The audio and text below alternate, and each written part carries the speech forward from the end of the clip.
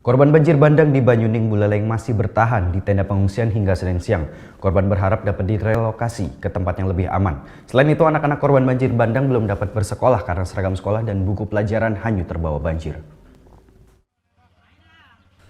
Sebanyak 5 kepala keluarga dari 14 warga yang mengungsi akibat banjir bandang yang menerjang Kelurahan Banyuning Buleleng masih bertahan di tenda pengungsian.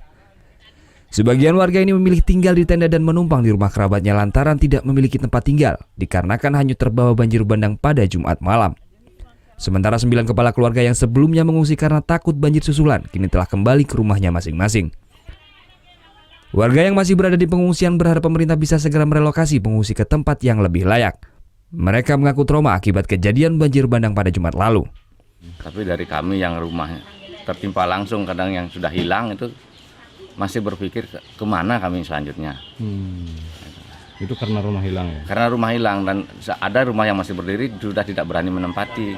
Masih trauma, jadi kita untuk kembali mengajak anak-anak ke sana tidak bisa. Para korban banjir yang merupakan anak-anak juga tak dapat bersekolah lantaran seragam sekolah dan buku pelajaran yang hanyut tergerus banjir. Masih bingung, masa resah, masih bingung. Itu kehilangan saat belum ketemu barang-barang belum ketemu, ya ada sudah hilang barang-barangnya. Ya ada masih ada, tapi entah di mana. Waktu kemarin kejadian itu kan semua warga menolong, di sini ditaruh, diselamatkan gitu kan, ditaruh. Sekarang baju anak saya, bukunya belum dapat dicari, belum ketemu. Kebutuhan logistik para korban banjir bandang telah terpenuhi dengan bantuan sembako dan selimut oleh Dinas Sosial Kabupaten Buleleng. Putu Wijana melaporkan untuk NET.